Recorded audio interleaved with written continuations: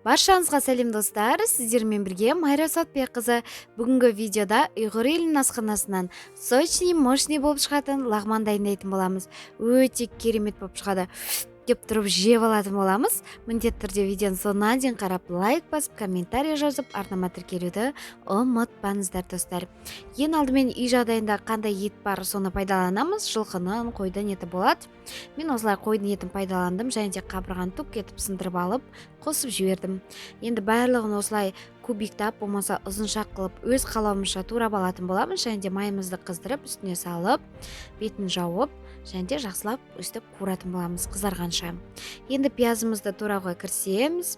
Пиязымызды осы видеода көрсетілгендей кубиктап турап алсаңыздар да болады, болмаса ұзыншақ қоссаңыздар да болады. Әбден қуырылған біздің еттің үстіне пиязымызды салып, жақсылап екеуін қызарғанша қуыратын боламыз. Ендігі кезекте сәбізімізді турап аламыз. Мінекей ұзыншақ қылып турап қостым, мен ұзыншақ қылып пайдаландым, болмаса кубиктап пайдалансаңыздар да болады. Енді сәбізіміз қосып, үшеуін қызарғанша жақсылап қуырып алатын боламыз. Ендігі кезекте бұл лағманды дәмін, иісін келтіріп тұратын редкамызды турап қосатын боламыз. Редкасыз білесіздер, лағман шықпайды, сол себепті осы редкамызды пайдаланатын боламыз. Мінекей ұзыншақ қылып турап үстіне қосып қуырып жібердім. Ендігі кезекте мінекей мұздатқышқа қатырылған жандоны пайдаланатын боламыз. Бұның ішінде жандо, селдері кішкене қосылған, және де біздің переціміз қосылған, тұздалып қосылған. Мінекей осындай арнайы қапшықтарға салып қойғам, және де осыны жусаймен үстіп, мен болгар бұрышын тұздап, осылай солить етіп қоямын. Осыны пайдаланатын боламыз. Әрине пайдаланбас бұрын бұл тұзға көп мөлшерде тұрғандықтан жақсылап жуып жіберіңіздер. Енді кубиктап турап аламыз. Жандоның құрылысын осылай суымен бірге қосып жіберетін боламыз. Егер де сіздерде жандо тұзы ашты болған жағдайда кішкене бір жуып қоссаңыздар да болады. Енді оның үстіне біздің болгар бұрышымызды қосып, барлығын осылай араластырып қызартқанша қуырып алатын боламыз. Енді достар, томат пайдалануға да болады, болмаса мен сияқты күлді. Осындай соевый соусты бір қасығын қосып жіберсеңіздер болады. Бұл да қызартып, әдемі түс беретін болады. Енді жақсылап қуырғаннан кейін үстіне суымызды құйып, қайнатып қоямыз. Егер де осы жерде ескере кететін жайт, достар, егер де сіздер гуру лағман болғаны қаласаңыздар, суын аз қосасыздар. Егер де лағманды первый ретінде беретін болсаңыздар, суын көп қосасыздар. Мінекей суымыз көп қойдық. Біз қазір қамырын қайнатып алатын боламыз. Енді картошкамызды турап қосатын боламыз. Картошканы мен кішкене ұзыншақ қылып турадым, өйткені барлығын ұзыншақ қылып турағандықтан картошканы да сондай болғаны дұрыс. Егер де кубиктап қосатын болсаңыз, сіз барлығын кубиктап пайдаланатын боласыз. Мінекей қайнап жатқан біз суымыздың үстіне қосамыз. Енді бетін жауып, қайнағанша күтетін боламыз, қайнатып пісіріп аламыз яғни. Енді қамырына қолдан жайсаңыздар да болады. Мен осындай бүгін спагетти қолдандым. Келесі видеоларда мен сіздерге қолдан жаю әдісімен бөлісетін боламын. Мінекей уже су қайнап жатыр екен. Ішіне тұзымызды салып, араластырып, біздің спагеттиімізді фук етіп салып жіберетін боламыз. Мінекей тура ортасына қойып тұрып жібере салған жағдайда өте керемет болып түседі.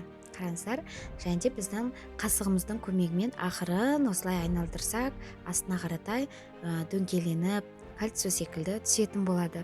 Достар, бұл әдісті сіздер де қайталап көріңіздер. Менде бірнеше рет осындай шықпай, осы кезде ғана шықты. Қараңыздар, қандай әдемі болып тұр.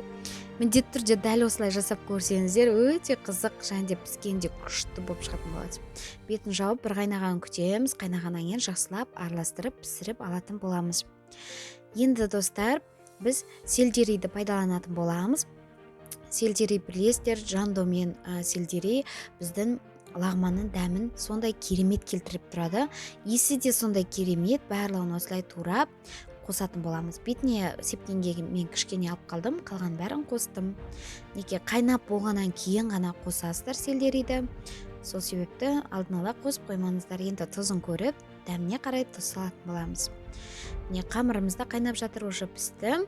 Енді сүзіп аламыз. Қараңыздар, сап-сары әдемі қамыр болып шықты. Дәл осындай спагетти пайдалансаңыздар керемет болып шығады. Енді салып, үстіне подлифімізді құйып, дайын тамағымызды ұсынатын боламыз.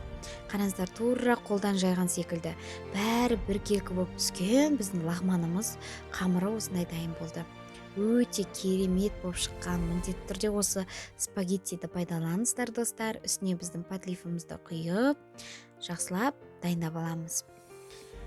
Мінекей достар, біздің уже лағманымыз, очень мощный лағманымыз дайын болды. Үстіне осындай сельдерей, укроп болсын қоссаңыздар, керемет болып шығады. Достар, мінекей қараңыздар, қамыры да сондай керемет, нағыз лағманның қамыры болып шыққан. Қолдан жайған секілді, бәрін бір қалыпты түсірген секілді болып шыққан. Өте керемет дәмді астың бірі лағман. Үстіне осындай біздің қолдан жасалған аштымызды саламыз. Бұл аштының жасалу жолымен міндетті түрде алдағы видеода бөлісетін боламын. Бұның дәмі сондай керемет болып шығады. Қолдан жасалған бұл сондай керемет осы лағманға үйлеседі. Және достар, мен арнама тіркеліңіздер. Келесі видеода ұйғыр асханасынан қошанымен бөлісетін боламын.